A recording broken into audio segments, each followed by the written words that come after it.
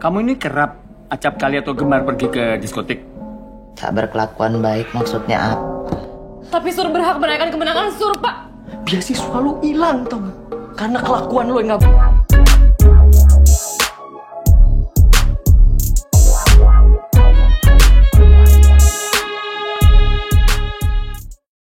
Halo sobat, kembali lagi bersama saya di Alfat Films dan kali ini saya akan membahas tentang kontroversi hangat akan film Penyalin Cahaya. Tapi sebelum itu, klik tombol subscribe di bawah dan bunyikan loncengnya untuk video terupdate dari kami. Oke, start the beat. Sebelumnya sebenarnya saya sudah ngebahas soal film Penyalin Cahaya, isu apa yang Penyalin Cahaya angkat, kemudian soal sutradaranya yaitu Bagas Bahnuteja.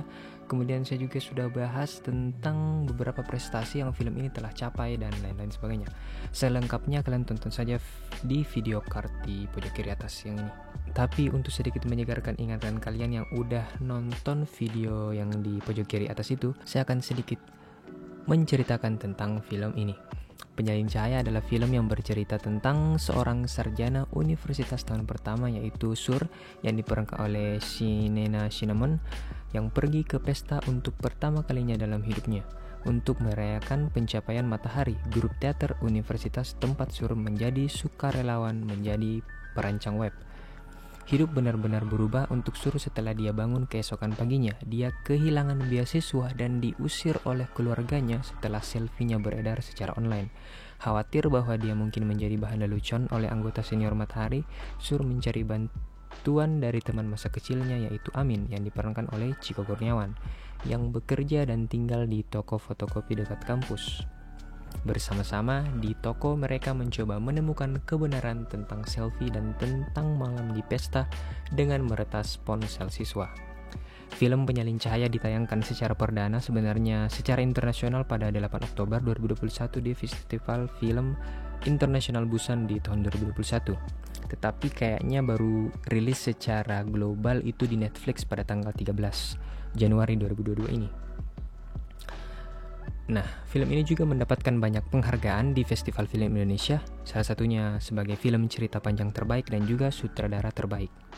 Nah, itu tadi sedikit pemanasan untuk film Penyalin Cahaya ini dan mari kita masuk ke topik utama film ini yaitu kontroversi dari film ini.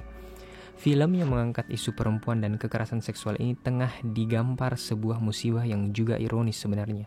Dikabarkan oleh banyak media besar di Indonesia kalau salah satu kru produksi dari film Penyalin Cahaya diduga terlibat dalam kasus kekerasan seksual. Akhirnya Rekata Studios dan Kaninga Pictures pun mengambil sikap dengan menghilangkan nama kru tersebut pada bagian kredit film.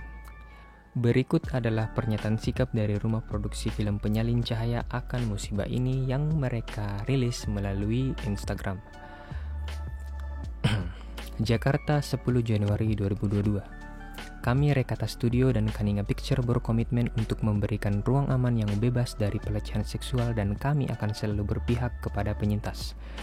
Menjaga lingkungan produksi film yang bebas dari pelecehan seksual adalah juga merupakan misi utama kami. Proses syuting film Penyalin Cahaya yang berjalan dengan aman selama 20 hari di Januari 2021 adalah bukti komitmen kami, yang artinya mereka melakukan syuting film Penyalin Cahaya ini dengan aman dan tanpa ada hal-hal yang tidak diinginkan seperti kekerasan seksual dan pelecehan dan lain sebagainya. Berdasarkan informasi yang kami terima dari suatu komunitas yang mengelola laporan terhadap peristiwa pelecehan seksual, kami mendapati sebuah nama dari tim film Penyalin Cahaya tercatat sebagai terlapor akan dugaan perbuatan di masa lalunya. Wow, jadi sebenarnya kru yang ada di film Penyalin Cahaya yang menjadi terlapor dari kekerasan seksual ini telah melakukan hal yang tercela di masa lalu, diduga melakukan hal yang tercela di masa lalu yaitu pelecehan seksual tentunya. Jadi kayaknya bukan ketika film ini dibuat atau sedang masa produksi lalu kru itu melakukan pelecehan seksual, tapi tidak tahu juga sih. Mari kita lihat nanti. Sebagai tanggung jawab etik atas komitmen kami dan untuk menghormati pelaporan dan proses yang akan terjadi setelahnya, kami memutuskan untuk menghapus nama terlapor dari kredit film Penyalin Cahaya yang sudah seperti yang tadi saya bilang tadi tuh. Dan di materi-materi publikasi film, jadi di materi-materi publikasi film juga dihapus. pihak terlapor tersebut tidak lagi menjadi bagian dari film Penyalin Cahaya dan juga Rekata Studio. Rekata Studio dan Kaninga Pictures sangat serius dalam menyikapi kejadian ini dan kami berharap proses-proses yang terjadi setelah pelaporan ini berjalan dengan mengakomodir kepentingan penyintas dan dapat terselesai sesuai jalur yang tepat. Terima kasih Rekata Studio, Kaninga Pictures.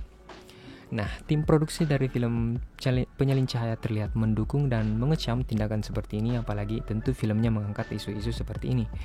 Dan dilansir dari Vice Indonesia, atas prinsip praduga tak bersalah, nama pelaku memang tidak disebut, namun identitasnya sudah tersebar dan dibicarakan pengguna media sosial. Jadi sebenarnya nama siapa orang yang diduga melakukan pelecehan seksual itu sudah tersebar, tetapi saya belum tahu siapa itu. Rekata dan Kaninga sebatas menyebut telah menerima laporan sebuah komunitas bahwa salah satu kru film Penyalin Cahaya pernah melakukan pelecehan seksual di masa lalu. Kemudian bagaimana cara kita menyikapi tindakan ini? Tentu saja kita harusnya mengecam perilaku kekerasan seksual yang terjadi di Indonesia karena ini adalah sebuah kejahatan, sebuah kriminalitas yang tercela tentunya. Dan sebaiknya kita tidak memboikot film Penyalin Cahaya ini karena film ini tentu tidak salah begitu. Dan sebuah film bukanlah pekerjaan satu kru saja. Jadi tak bijaksana apabila kita harus memboikot atau meng-cancel sebuah film dengan produksi yang melibatkan banyak orang hanya karena ada satu orang kru yang terkena masalah. Itu pun juga belum terbukti. Saya tidak mendukung salah satu pun di sini. Kita asas praduga tak bersalah saja dan menunggu putusan pengadilan. Saya tidak mendukung siapapun di sini. Itu pun juga kalaupun memang kru tersebut melakukan kekerasan seksual dan menurut putusan pengadilan dia memang bersalah, seperti yang saya bilang tadi, film bukanlah pekerjaan satu orang, jadi tak elok rasanya kalau menyalahkan keseluruhan film beserta tim produksi kan. Sudah baik production house dari film Penyalin Cahaya menghapus nama terlapor dari kredit film sebagai bagian dari cara mereka menghargai penyintas dan proses hukum yang berlaku.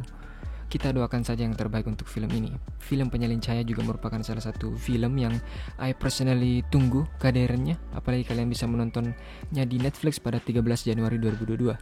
Tetapi apakah film ini mungkin akan didelay perilisannya dan menunggu sampai isu ini mereda atau putusan pengadilan keluar? Saya belum tahu.